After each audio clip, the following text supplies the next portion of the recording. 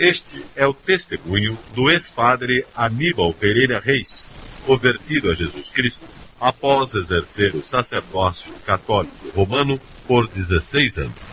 Direi a verdade.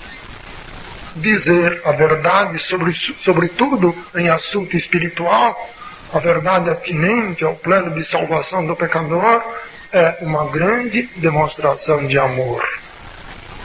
Eu nasci numa família muito católica. Meus pais são europeus. E eles levaram muito a sério a educação dos filhos, de maneira muito especial a educação religiosa. Lembro-me bem, estava eu com 3 anos e meio de idade, quando minha mãe passou a me ensinar aquelas primeiras rezas da religião católica. E foi decorando aquelas rezas que aprendi de minha mãe a crer em nosso Senhor Jesus Cristo. Sim, meus caríssimos e meus amigos, desde muito criança, aos 3 anos e meio de idade, aprendi a crer e sinceramente em nosso Senhor Jesus Cristo. Lembro-me bem, foi uma manhã radiosa do mês de maio. Eu estava com 6 anos e alguns meses apenas quando participei de uma centena de meninos, todos vestidos de branco, em fila dupla, dirigíamos-nos da casa da dona Dindinha Faleiros, a nossa catequista, para a nossa matriz paroquial. Uma multidão de pessoas nos seguia. Quando dobramos a esquina da Praça da Matriz, os sinos festivos puseram-se a bimbalhar. Lá em cima, junto à porta de entrada do templo, no topo da escada, o seu vigário já paramentado nos aguardava. E ele, feliz, sorridente, estendia sua mão direita para que cada um de nós a beijássemos e ele nos abençoava. Entrados todos na matriz, o seu vigário iniciou a missa. A solenidade, meus caríssimos e meus amigos, da minha primeira comunhão. Os cânticos do coral da matriz eram entremeados pelos cânticos das crianças neocomungantes.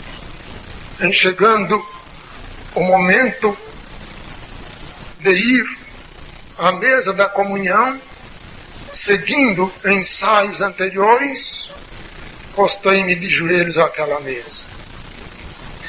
Seu vigário, ao chegar diante de mim, retirou da âmbula uma hóstia com ela, fez sobre a minha cabeça uma cruz, abençoando-me. Entreabri os lábios, estirei a ponta da língua e sobre ela ele depositou a hóstia consagrada.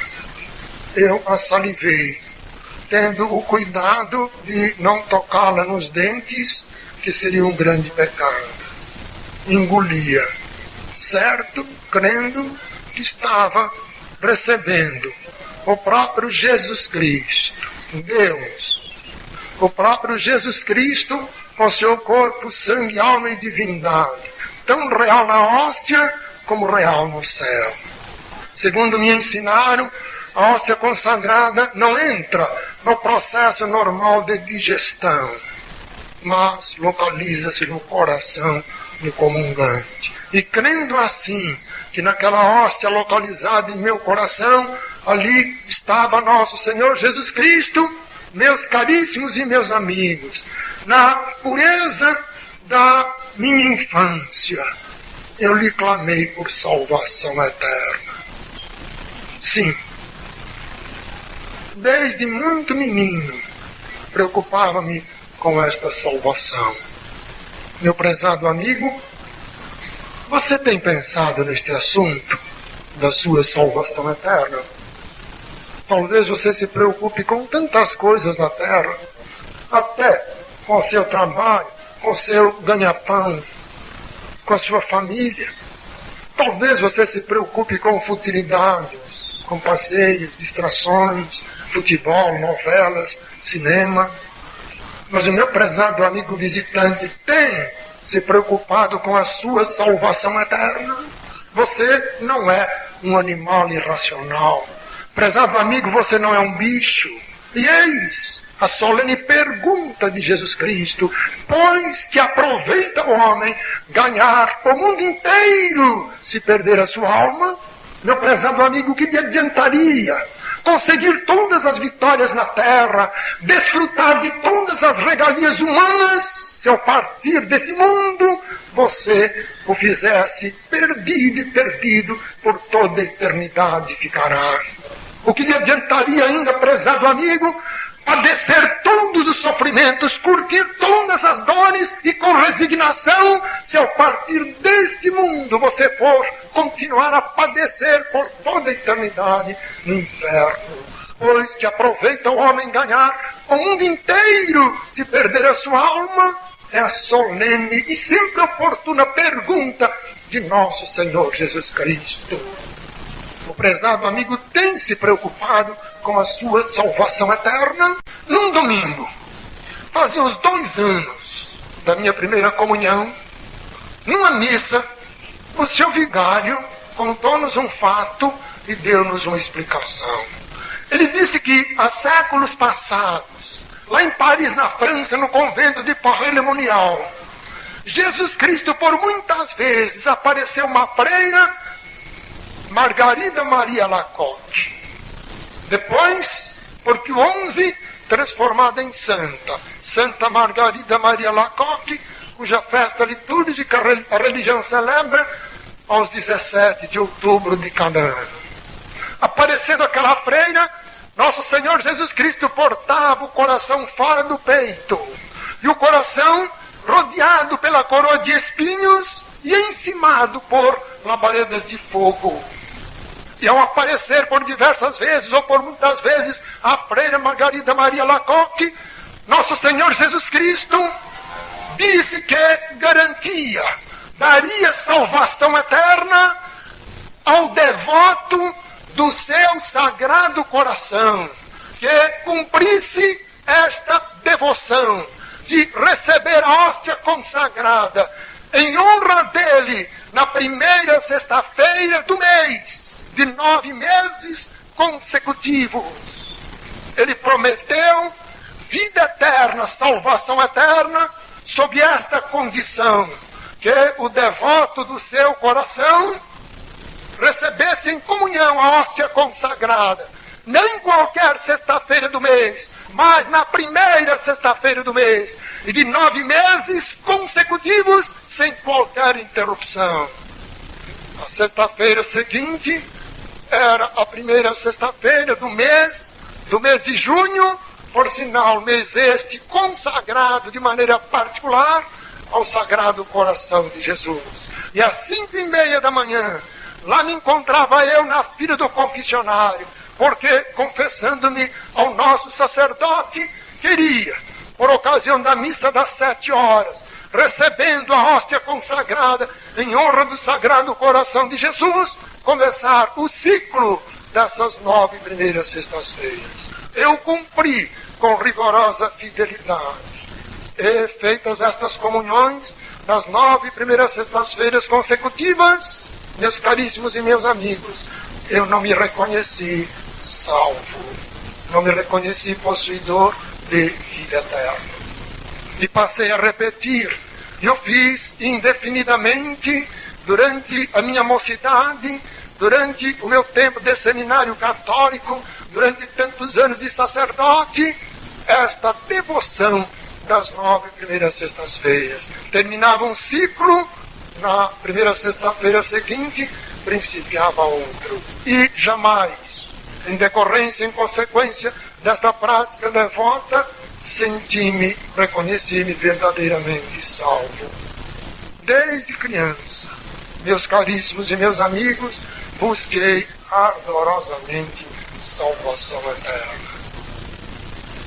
Fui ser padre porque, crendo em Jesus Cristo, queria servir a Deus para me salvar. Entrei no seminário católico com 17 anos de idade. Os meus pais não me empurraram para o seminário, também não me proibiram de para lá ir. Fiz primeiro, antes de ir para o seminário, fiz todo o colégio, ginásio, que naquele tempo era de 5 anos. O meu ginásio não foi fácil. Não havia, então, colégios gratuitos no interior, colégios no governo. Todos os colégios eram particulares e por isso pagos. Com um tacho muito grande de ferro, eu fazia sabão. Para sorte minha, ainda não havia sabão em pó. E vendia esse sabão, as barras, aos pedaços, de porta em porta, na minha pequenina cidade. Também, depois, quando eu consegui algum dinheiro, comprei uma máquina industrial, Singer, de remendar saco de estopa. E as 2 usinas de beneficiar arroz e uma de descaroçar algodão da minha cidade me favoreciam a sua sacaria rasgada para que eu a remendasse e por isso me pagavam. Assim, paguei todas as despesas do colégio, também o material escolar, e fui para o seminário, levando 32 contos de réis. Um dinheiro enorme na ocasião, suficiente para se comprar uma boa casa. No entanto, esse dinheiro não bastaria para cobrir todas as despesas até o fim do curso de seminário católico. Transformei o meu quarto numa verdadeira tinturaria, onde eu lavava e passava a ferro as batinas dos meus colegas, que na época eram de algodão. Remendava-lhes as meias, fazia-lhes outros trabalhos, e por isso eles me pagavam. O regulamento do seminário católico também quanto a isto era severo. Às 9 horas da noite em ponto, todos os alunos deveriam apagar as luzes do quarto. Eu juntava o meu material escolar, porque, em consequência daqueles trabalhos, eu não podia estudar as lições passadas pelos professores nas aulas, nem fazer os exercícios por eles estabelecidos. Juntava o meu material escolar, ia lá para um banheiro e debaixo de uma lâmpada de 20 watts, estudava até meia-noite, 1h da madrugada. E às 5 da manhã, o velho sino do seminário punha-nos a todos de pé. E com isto, eu herdei uma miopia e insônia. Até anos passados, eu me aborrecia com insônia. Muitas vezes, à noite, sem conseguir dormir, eu me irritava. Depois eu resolvi adotar outra política. Tornei-me amigo da minha insônia. Nós nos damos muito bem e hoje eu gosto da companhia da minha insônia, porque isto me favorece muito trabalhar mais. É tão bom a gente estudar e trabalhar madrugada dentro. Parte do meu seminário católico ocorreu com parte da Segunda Guerra Mundial.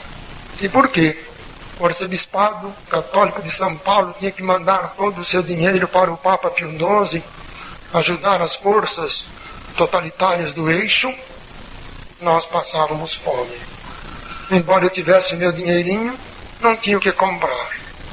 E o seminário proibia a gente sair à rua para comprar qualquer coisa. Os colegas, cujos familiares residiam na capital, eram toda semana quinhoados pelos seus pais com fartos lanches suficientes para a semana inteira. E nós, que não tínhamos ninguém na capital, tínhamos que suportar a dureza. Muitos dias seguidos, o café da manhã, o almoço e a ceia da tarde se reduziam a uma banana distribuída ao meio-dia, que eu comia com casca e tudo.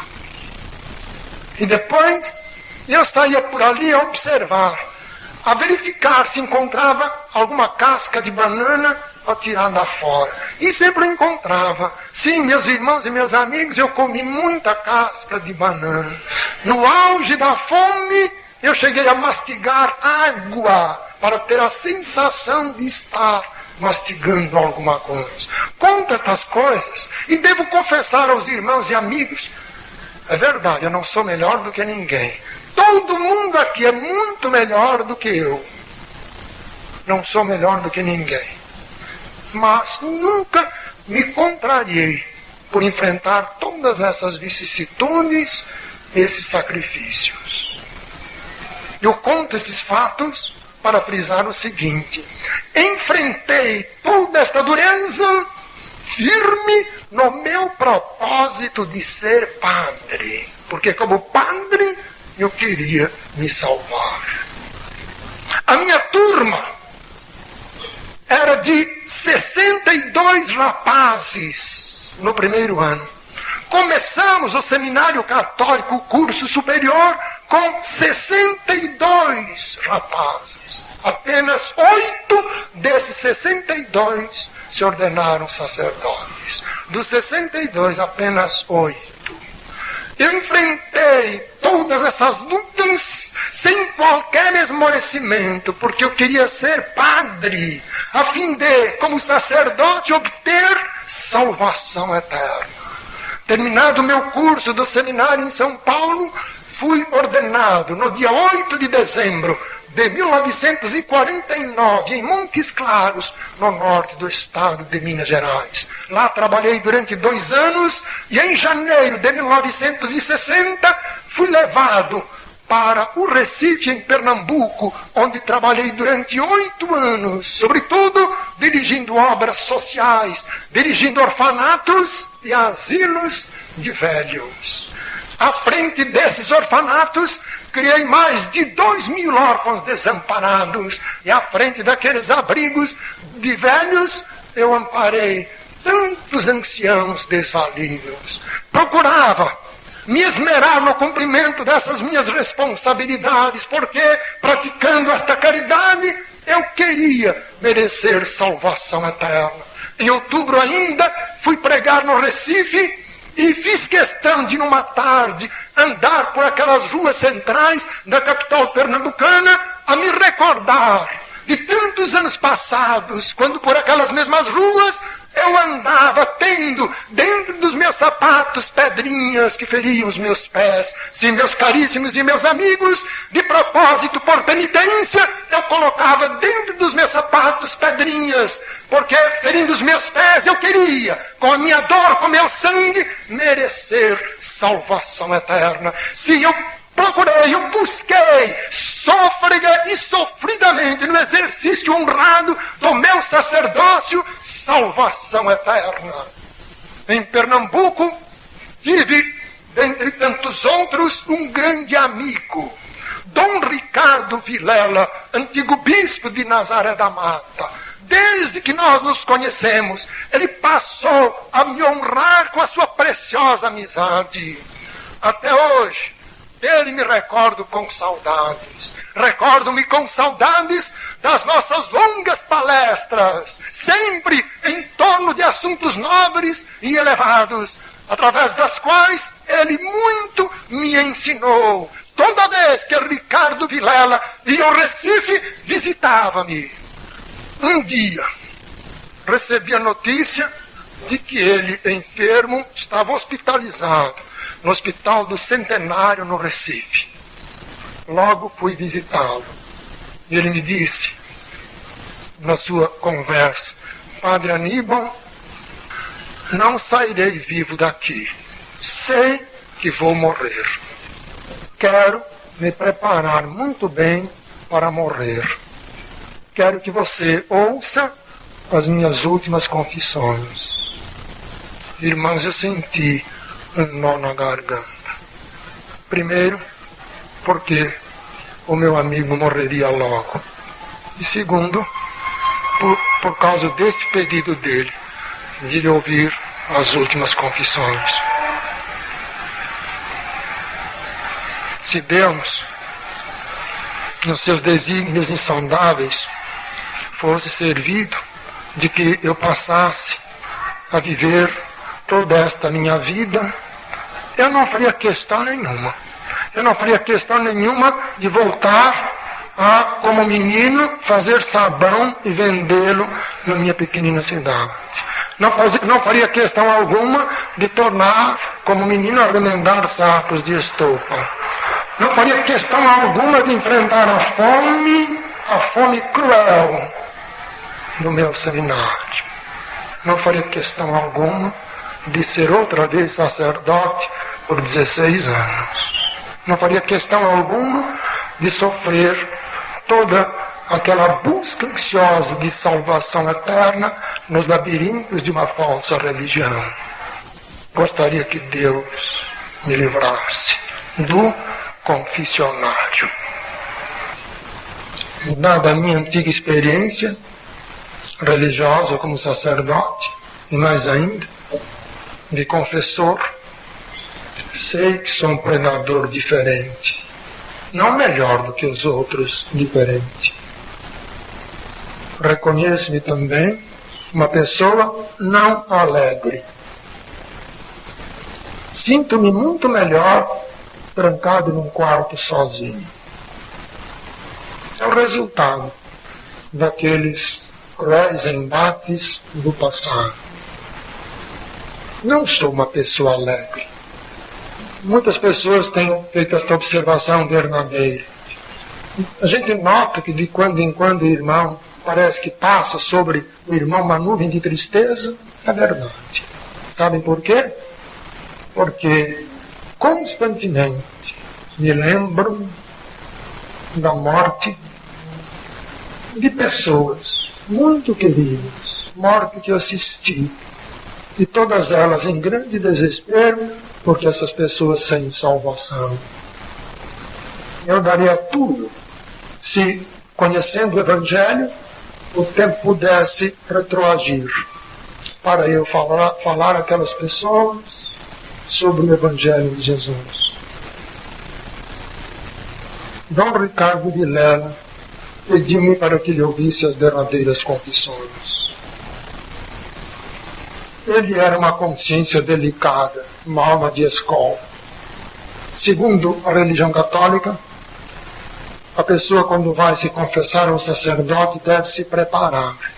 E nesta preparação, a pessoa precisa fazer um exame de consciência, procurar a se recordar dos pecados cometidos, depois da última confissão bem feita, com o coração aberto, contá-los todos ao sacerdote confessor. Dom Ricardo Vilela passou muitos dias pensando na vida dele, desde criança. E conforme se recordava de pecados por ele cometidos, anotava-os em folhas de papel almaço. Sobre alguns, ele registrou também as circunstâncias em que ele os praticou. E aquela relação dos pecados do bispo cobriu muitas folhas de papel almaço. E agora, em confissão, ele me leu tudo aquilo. Dom Ricardo Vilela cria em Jesus Cristo. E esta foi uma confissão longa, triste, dolorosa. Nós misturamos as nossas lágrimas. Dele a chamada absolvição. Todos os dias visitavam-o. E todos os dias ele queria se confessar, e efetivamente se confessava, lendo aquela mesma lista de pecados, e eu, a todos os dias, de repetir a absolvição. E o bispo nunca se sentiu seguro do perdão de Deus. A religião ensina que, lá no confessionário, um sacerdote só pode perdoar a culpa ou a malícia do pecado. Ele não pode perdoar o castigo ou a pena que o pecador merece pelo seu pecado. É um meio perdão. Já se vê, caríssimos e amigos, que se é meio perdão, não é perdão algum. Por isso que o católico fervoroso, quanto mais se confessa ao sacerdote, mais desesperado é. Dom Ricardo Vilela não se reconhecia perdoado por Deus, por isso todos os dias me confessava os mesmos pecados. Uma tarde, Quando cheguei lá no Hospital do Centenário, ele agonizava. Sentei-me junto da cama dele, tomei-lhe a mão direita entre as minhas mãos e fiquei ali. Ele tinha tido um corpo atlético, robusto, agora reduzido ao monte de ossos sem carne. A doença sugara-lhe todas as carnes. Todos os sinais da morte próxima. Nariz afilado, olhos envidrados, unhas e lábios roxos, debilíssima respiração. De quando em quando ele procurava falar alguma coisa, mas apenas movia levemente os lábios. O meu amigo partia. Com quantas saudades nesta hora eu me lembro dele. Ele foi um bispo dinâmico, correto, de vida íntegra, limpa. Tudo fizeram para cumprir os seus deveres de sacerdote e depois de bispo. O meu amigo partiu. Depois de uns 50 minutos que eu estava ali, ele como que reunindo as suas últimas energias físicas, gritou: estou indo para o inferno. E morreu. Enxuguei-lhe as 2 últimas lágrimas. Pela última vez fechei os olhos. Até hoje eu guardo esse lenço sem tê-lo lavado, para conservar as 2 últimas lágrimas do meu amigo. Não sei por que guardo esse lenço. Eu fui ser padre porque, crendo em Jesus Cristo, queria servir a Deus para me salvar. E lá dentro, assisti à morte de muitos dos meus fiéis e de alguns outros sacerdotes. Com esses meus 2 dedos, fechei pela última vez os olhos de muita gente. No meu coração eu carrego os últimos segredos de tantas pessoas. Nunca vi nenhum dos meus fiéis partindo seguro da sua salvação eterna. Em novembro de 1977, há 5 anos e pouco, há 6 anos já, uma incumbência muito especial me levou a Roma, a falar com o Papa Paulo VI, o pontífice reinante na época. A audiência estava marcada para 10 minutos, ele a fez prolongar-se para 1h45. Depois de lhe ter exposto o motivo da minha ida à presença dele, fomos conversar sobre outros assuntos, de maneira muito especial sobre o Evangelho. É evidente, meus caríssimos e meus amigos, que eu não perderia esta oportunidade de falar do Evangelho para o Romano Pontífice.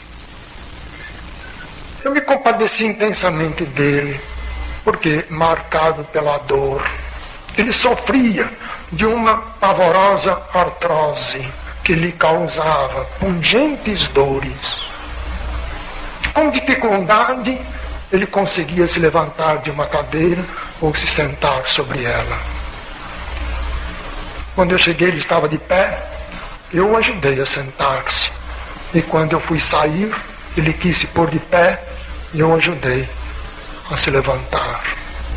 Disse-lhe desta segurança, desta paz que o crente tem, paz com Deus, esta certeza do céu, assim que partir pela morte deste mundo.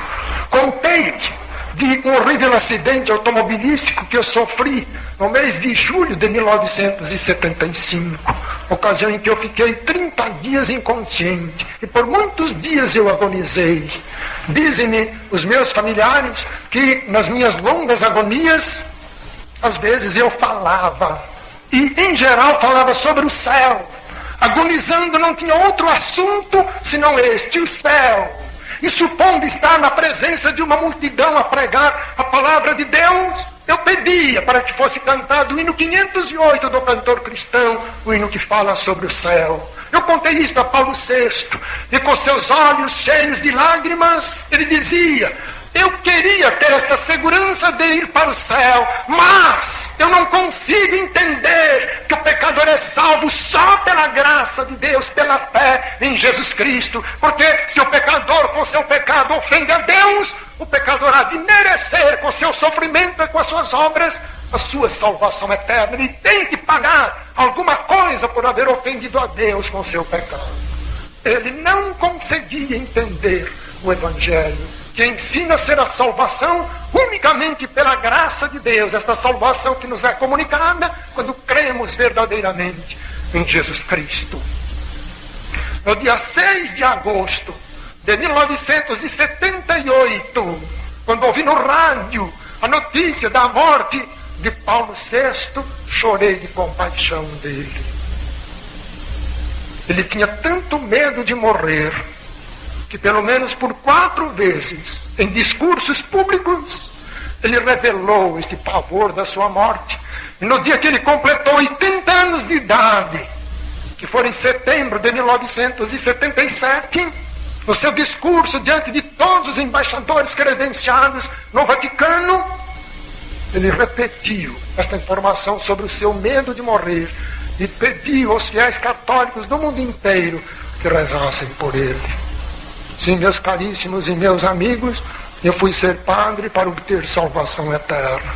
E lá dentro nem o Papa é salvo.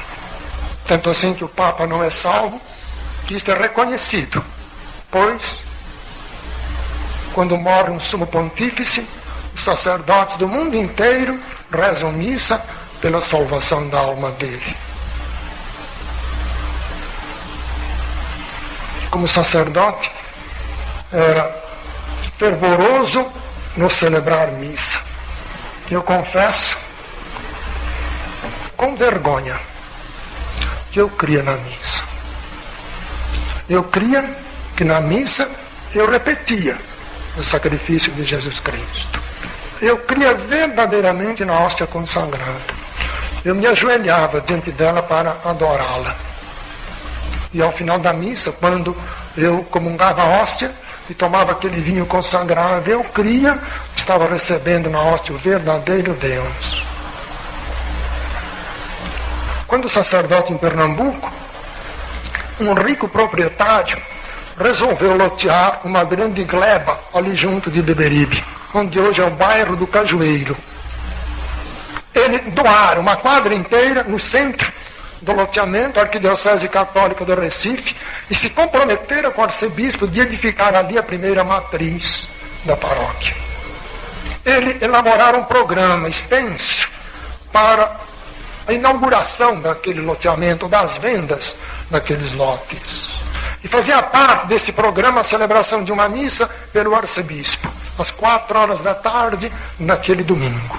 A última hora, surgindo imprevisto, o bispo não pôde ir e me pediu que o substituísse. E lá fui eu. Quando cheguei lá no loteamento, havia uma multidão de pessoas e no centro daquela quadra doada à Arquidiocese Católica estava uma mesa que me serviria de altar. Terminei de prepará-la, paramentei-me e comecei a missa. Num instante apropriado, eu proferi uma curta locução de 7, 8 minutos, sobretudo enaltecendo o empreendimento daquele cidadão e me congratulando com os futuros moradores dali. No instante da chamada consagração, que é aquele momento em que aquela hóstia e aquele vinho se transubstanciam, segundo o termo técnico da religião, verdadeiramente em Jesus Cristo, Deus e homem, uma banda de música rompeu o hino nacional. E houve aquele foguetório, como habitualmente ocorre nessas festas populares da religião. Eu interrompi a missa, aguardando a volta do silêncio para prosseguir a sua celebração. Eu estava ali de pé, com as minhas mãos postas, olhos semicerrados, adorando o meu Cristo da hóstia. Ocorre uma rajada de vento que carregou a hóstia à distância. Fiquei perplexo. Não sabia qual seria a melhor decisão. Segundo o ensino da religião, nenhum leigo pode tomar em suas mãos a hóstia do sacerdote celebrante. No caso, eu, que deveria ir à procura do meu Cristo. Por outro lado, eu achava ser muito ridículo sair eu a correr atrás da hóstia, eu coberto com todos aqueles paramentos. Estava ali indeciso, pensando qual seria a melhor solução. A religião católica estabelece rigorosas leis em torno da hóstia consagrada. Se porventura uma pessoa, ao comungar a hóstia, vomita, o sacerdote é obrigado a separar a hóstia do vômito e ele mesmo engoli-la. Isso aconteceu comigo 3 vezes. Se porventura o sacerdote não tem estômago para isto, só nesse caso extremo, ele, separando a hóstia do vômito, deve queimá-la na chama de uma vela e depois depositar no lugar preparado em toda a matriz paroquial aquelas cinzas. Por 3 vezes eu engoli a hóstia separada do vômito de meus fiéis. Eu estava ali preocupado, como vou fazer? Ergue-se uma voz de um bêbado. Eu não entendi o que ele estava falando. Eu percebi que os empurrões, ele vinha rompendo passagem entre a multidão e tropeçando nos seus próprios pés de ébrio, chegou junto do meu altar, caiu sobre aquela mesa, batendo com força sobre ela a sua mão direita e jogando em cima a hóstia e gritando: seu vigário, eu peguei a danada. Meus irmãos e meus amigos, eu tenho vergonha de dizer que nem isto abalou a minha fé na missa e na hóstia. Nem isto. Só muitos anos depois, havendo eu já entendido a inutilidade da missa e a aberração da hóstia, Deus permitiu que acontecesse um outro fato ainda mais horripilante do que este. E com este outro fato, o meu coração se desapegou da missa e da hóstia. Em 1960, fui ser vigário na cidade de Guaratinguetá, bem perto de Aparecida do Norte. O que eu escrevi neste livro, A Senhora Aparecida, foi o que os sacerdotes da própria Basílica me disseram. Numa palavra, a história da Senhora Aparecida é outra mistificação. E foi esta a minha última desilusão lá dentro. Em fevereiro do ano de 1961, destruí um templo evangélico na cidade de Guaratinguetá. Não suportava os crentes. Em maio do mesmo ano de 1961, passando por um grande sofrimento, Deus me levou à Bíblia. Até então não tinha tido qualquer interesse sobre as Escrituras. Aliás, no seminário católico eu aprendi que a palavra do Papa, porque ele é infalível, é verdadeiramente a palavra de Deus. Ensinaram-me que a Bíblia não é a palavra de Deus. Lendo a Bíblia, o livro de Jó foi o primeiro livro das Escrituras que eu li, este.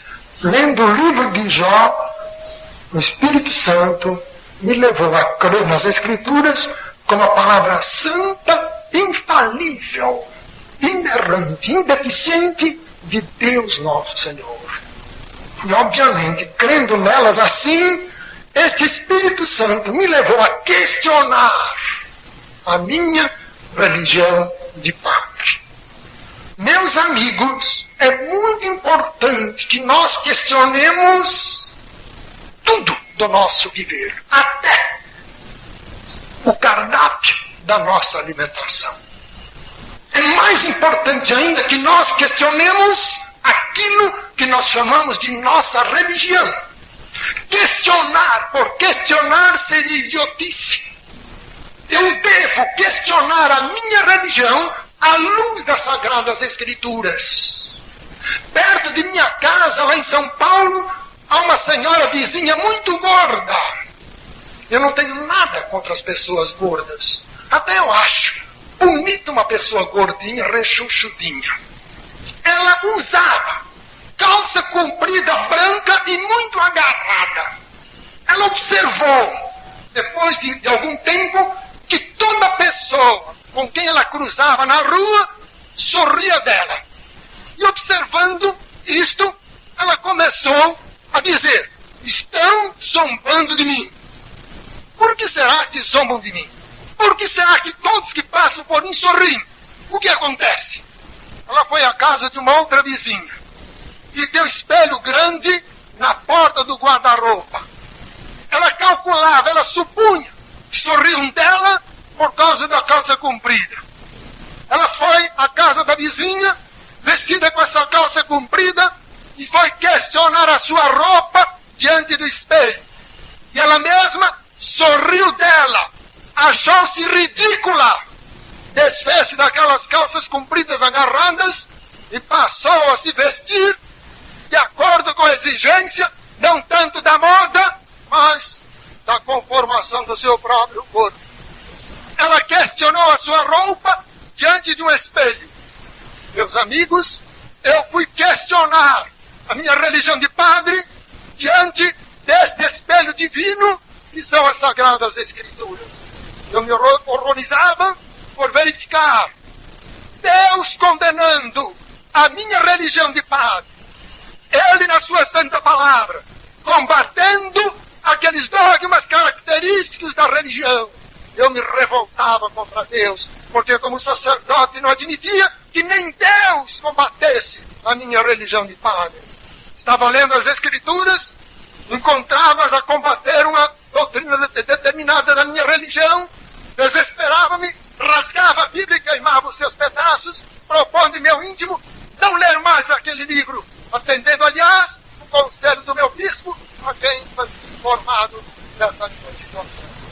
E depois eu me arrependia, comprava uma outra cópia da Bíblia, continuava a examiná-la, ocorria-me nova crise de desespero por encontrar Deus na sua santa palavra, condenando outra doutrina da minha religião, rasgava esta cópia da Bíblia e queimava. De sorte que, assim, de desespero em desespero, de conflito em conflito, queimei 18 exemplares da Bíblia. Foram meses dramáticos para mim, de indizível conflito íntimo. E nesta luta tão grande, meus caríssimos e meus amigos, encontrei nas Escrituras o que eu deveria fazer para ser verdadeiramente salvo. E este plano de salvação do pecador, que é pela fé, é unicamente pela fé em nosso Senhor Jesus Cristo, único Salvador, porque na cruz Ele pagou pelos nossos pecados. Eu conhecia este plano como doutrina protestante, consoante o ensino do seminário católico. E agora eu descubro que não é doutrina protestante, mas é um ensino claro da palavra de Deus. De início eu recusei. Eu sabia, meus irmãos e amigos, que se aceitasse este plano, eu teria que deixar de ser padre e ministro. Temei muito contra Deus.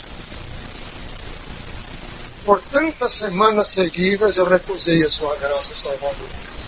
Queria ser salvo, e quando descobri o plano de salvação, eu recusei simplesmente por isso. Porque não queria deixar de ser padre e abandonar a minha religião.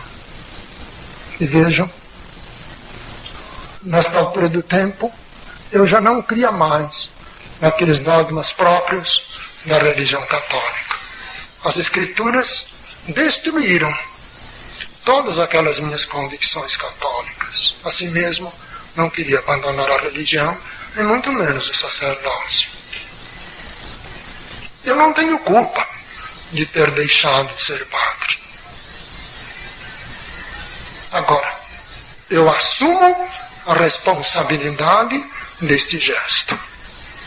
Quem tem culpa é a palavra de Deus.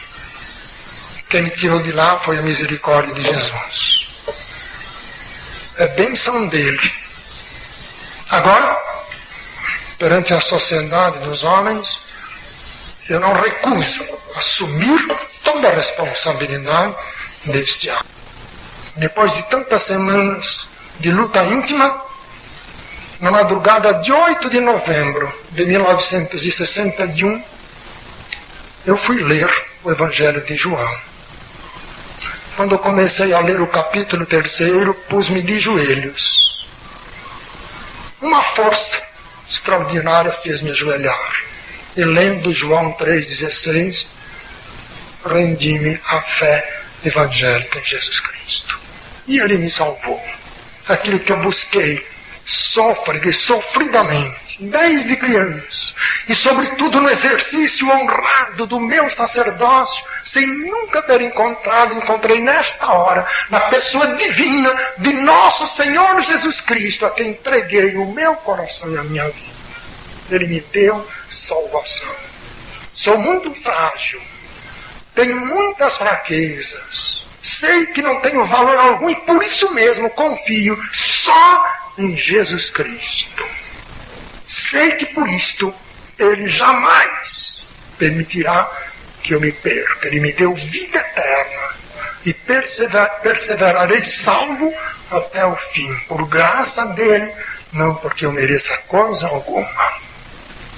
Naquela hora, sem eu nem ter me lembrado de pedir a Deus, Ele me libertou. Que oprimido pelo medo, fiquei lá dentro ainda 3 anos e meio. Os meus caríssimos irmãos podem imaginar o meu sofrimento, o meu conflito dramático durante todos aqueles longos meses, 3 anos e meio. Muitos anos depois é que eu vim entender porque Deus permitiu isto na minha vida. Quando eu me converti em 61, eu era ainda vigário em Guaratinguetá, do arcebispado de Aparecida do Norte. Em 1963, fui ser vigário na cidade de Orlândia, do arcebispado de Ribeirão Preto, também no interior do estado de São Paulo. Em novembro de 1964, quando havia chegado a hora de sair de lá, fui procurar o meu bispo. O arcebispo de Ribeirão Preto era o cardeal Agnello Rossi. De 1969 a esta parte, ele se encontra em Roma, depois de ter sido arcebispo da capital paulista. Ele fora meu professor no seminário católico e nós éramos muito amigos. Depois de alguns anos, como professor do seminário, ele fora eleito bispo, e fora bispo no interior do estado do Rio.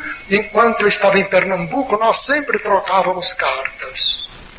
Agora, em Ribeirão Preto, ele era o meu arcebispo. Contente da minha nova situação religiosa, ele ficou assustado. Mas foi muito amigo. Chamou-me muitas vezes ao palácio dele para nós conversarmos. Ele queria me dissuadir da ideia de sair de lá. Quando eu recorria, apelava para as Escrituras, ele fugia. Com a Bíblia não queria nada. Falava-me tanto de Martinho Lutero, como se eu tivesse algo com Martinho Lutero. Depois de ter chegado a esta conclusão de ser inútil esta sua tática de pretender me segurar lá dentro através da amizade, da cordialidade e de certas promessas ou propostas, ele decidiu recorrer à violência. Mediante uma tocaia, fez-me prender num pequenino quarto do seu palácio em Ribeirão Preto, e durante 3 dias eu fui, muitas vezes, brutalmente espancado. Com pontapés me aleijaram. Trago no meu corpo as marcas do Senhor Jesus Cristo. E foi nesta hora de torturas que Deus me libertou do medo. E nesta hora que Ele me chamou para este ministério. Até então, pensava em dar um outro rumo à minha vida. tornar-me membro de uma igreja batista, servir a Deus como membro dessa igreja e exercer uma profissão secular. Foi naquela hora de tormentos que Deus me chamou para este ministério de ser cigano do Evangelho. E porque Deus quis, eles não me mataram. Tiveram tudo para isto.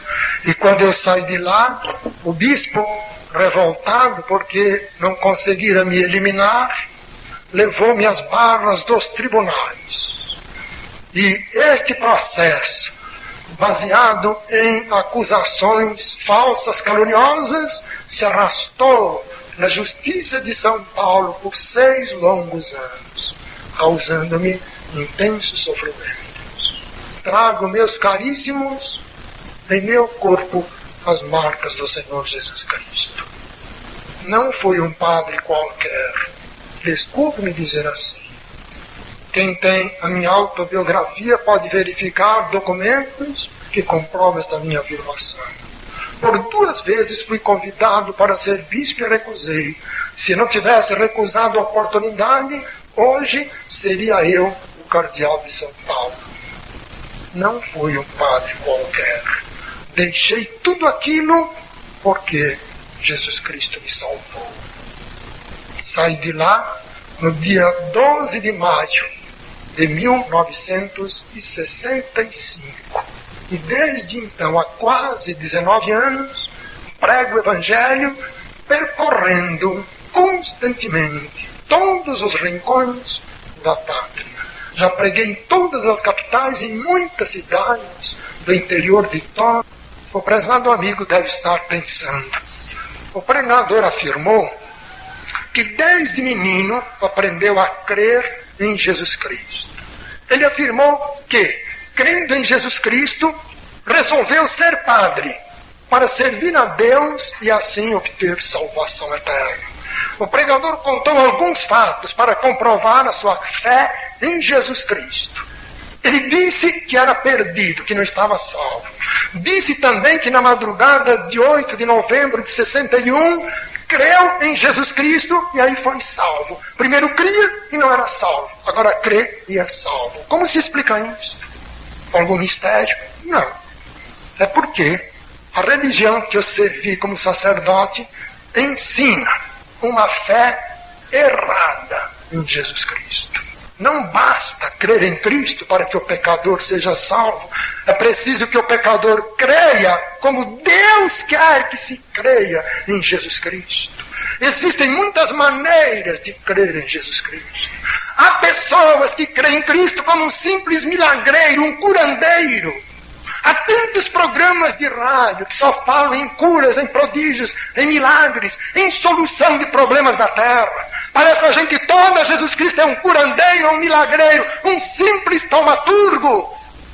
Já no tempo de Jesus, muita gente cria nele desta forma e continuava perdida.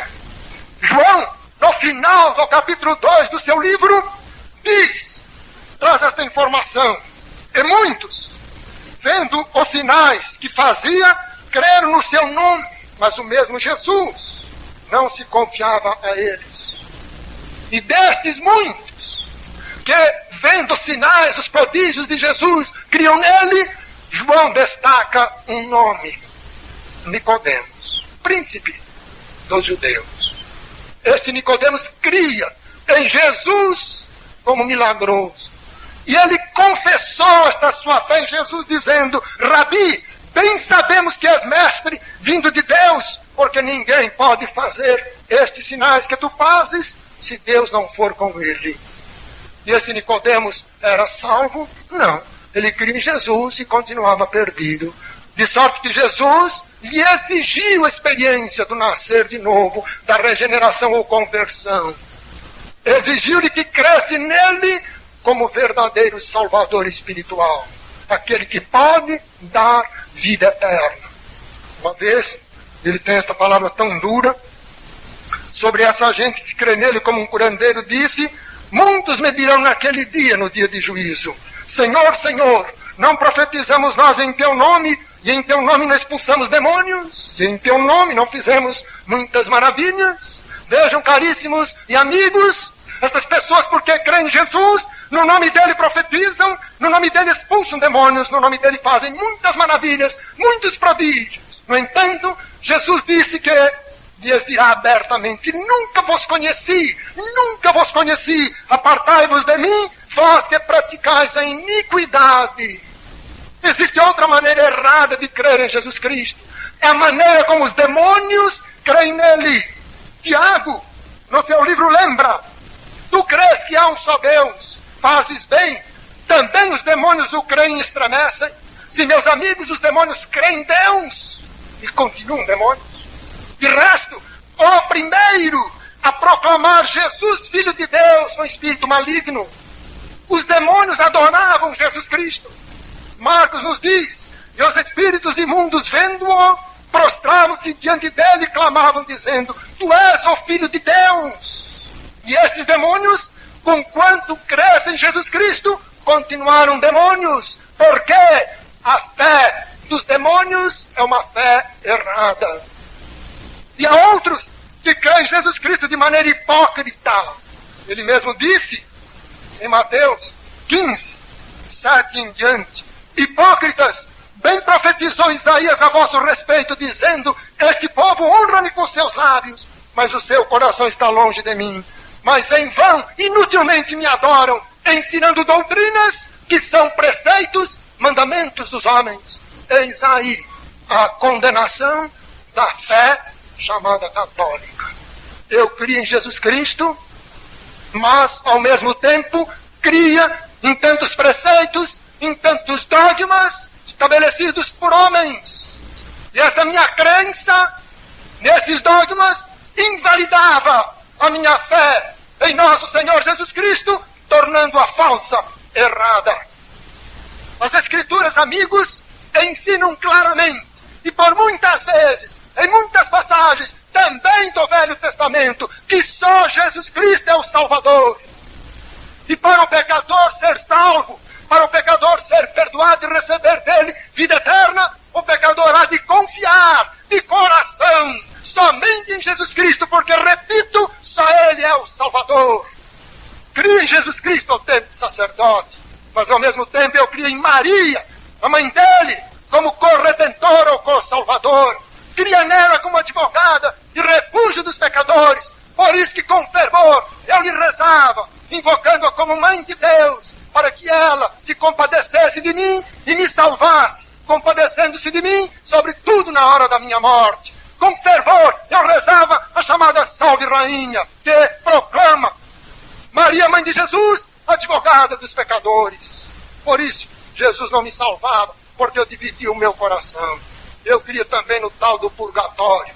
Segundo a religião, o católico que recebe os derradeiros sacramentos, sobretudo se confessa ao sacerdote na hora de morrer, ao invés de ir diretamente para o céu, vai para o purgatório, porque lá ele tem que pagar, tem que sofrer o castigo dos pecados que ele praticou. As pessoas que ficam aqui na terra, segundo o ensino da religião, podem, com as suas rezas, os seus sufrágios, sobretudo a missa, aliviar o tempo do purgatório das pessoas. As Escrituras, meus amigos, não ensinam isto. Quem crê no chamado purgatório recusa crer em Jesus Cristo como único Salvador. A palavra purgatório quer dizer purificatório. João diz que o sangue de Jesus, o Filho de Deus, nos purifica, nos purga de todo o pecado. O único verdadeiro purgatório do pecador é o sangue de nosso Senhor Jesus Cristo. Quando o pecador confia nele, ele é purificado, é purgado de todos os seus pecados. E o sacrifício de Cristo na cruz aconteceu como castigo dos pecados que eu pratiquei, que você praticou, meu prezado amigo. Ninguém que confia de coração em Jesus vai para o purgatório para sofrer o castigo, as penas que merece, por ter ofendido a Deus ao pecar. Esse purgatório não existe. Eu criei em Jesus Cristo e criei no purgatório ao mesmo tempo. Eu criei em Jesus Cristo e criei nos chamados sacramentos para a salvação. Eu criei em Jesus Cristo e criei também. É o cúmulo, é o auge da petulância, do orgulho. Eu criei no valor das minhas pobres obras. como contributo possível para a minha salvação eterna. Já me disseram tantas vezes isto. Os crentes são muito orgulhosos, um orgulho desmedido. Tanto orgulho tem os crentes que dizem que estão salvos. Isso é orgulho. Meu prezado amigo, a verdade é diferente. O crente diz que está salvo e está mesmo. Não porque ele é orgulhoso, mas porque na sua humildade verdadeira ele confia só em Jesus Cristo. Ele não confia nele, não confia nas obras que ele pratica. Quem confia nas suas chamadas boas obras para a salvação, este sim é orgulhoso. É orgulho rematado indivíduo, supor-se merecedor de salvação, porque Deus níqueis de esmola para os pobres. Isto é que é orgulho.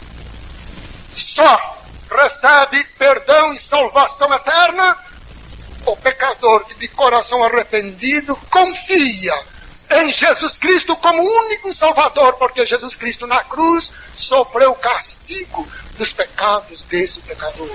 Naquela hora, daquela madrugada de 8 de novembro de 61, eu reconheci-me pecador e perdi, e me lancei pela fé, pela confiança nos braços de nosso Senhor, e Ele me acolheu, dando-me salvação eterna. É evidente que eu não podia continuar como sacerdote, pois, crendo na palavra de Deus, confiando em Jesus como verdadeiro Salvador, eu não podia mais voltar a crer naqueles dogmas do romanismo. E não crendo naquilo, é óbvio, não podia continuar a exercer aquele sacerdócio. A promessa indefectível de nosso Senhor Jesus Cristo, prezado amigo visitante, é esta: porque Deus amou o mundo de tal maneira que deu o seu Filho unigênito, para que todo aquele que nele crê não pereça, mas tenha a vida eterna. João, que registrou esta promessa de Jesus, anota: quem crê nele não é condenado. E de outra feita, nosso Senhor repetiu a mesma promessa com as seguintes palavras: na verdade vos digo que aquele que crê em mim tem a vida eterna, tem a vida eterna. Por isso Paulo apóstolo, em Romanos 8:1, observa: portanto, agora, veja o advérbio de tem, agora, portanto, agora, nenhuma condenação há para os que estão em Cristo Jesus. Nosso Senhor disse que aquele que crê nele tem, ele não disse terá, mas ele empregou o verbo aqui no presente do indicativo tem agora. Aquele que crê nele tem a vida eterna. E Paulo, inspirado pelo Espírito de Deus, escreveu: portanto, agora, nenhuma condenação há para os que estão em Cristo Jesus. Prezado amigo, o dia da salvação é hoje. Você pode ser salvo agora, e Deus quer assim. Prezado amigo, abra o seu coração para confiar em nosso Senhor Jesus Cristo. Ele que na cruz morreu também por você. E Ele morreu como castigo dos pecados que ao longo da sua vida você tem praticado. Ele morreu para lhe perdoar e para lhe dar salvação eterna. Agora Ele quer que você, de coração verdadeiramente arrependido dos seus pecados, confie nele, confie sinceramente nele e somente nele, porque em verdade Ele é o único Salvador. Amém.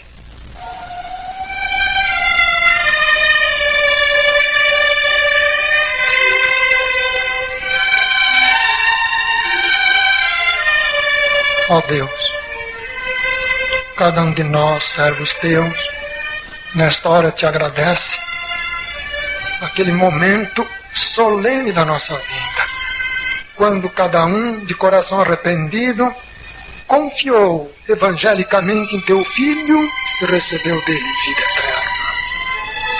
Senhor, cada um de nós, servos teus, te agradece por nos ter exposto na mão, diante dos nossos olhos, as tuas Escrituras santas, que nos ensinam a tua verdadeira doutrina.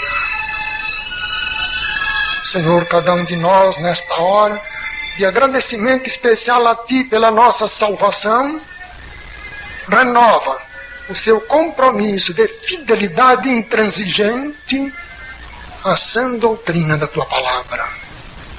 Nós Te louvamos, porque vieram aqui à frente estes amigos.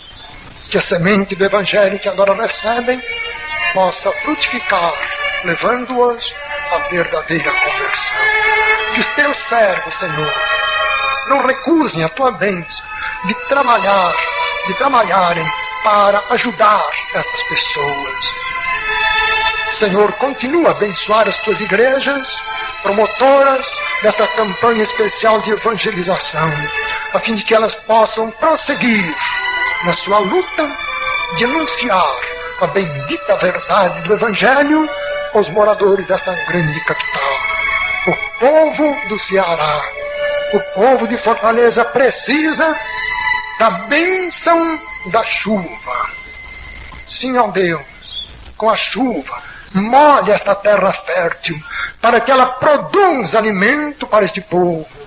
Mas, ó Deus, este povo precisa ainda muito mais da chuva da tua graça, Salvador. Ó Deus, permite este povo de Fortaleza entender que só Jesus Cristo salva. Acompanha-nos sempre com a tua bênção, para nós vivermos corretamente como tu queres. Tudo nós te pedimos, agradecidos, em nome de Jesus Cristo, a verdade que liberta da mentira religiosa. Amém.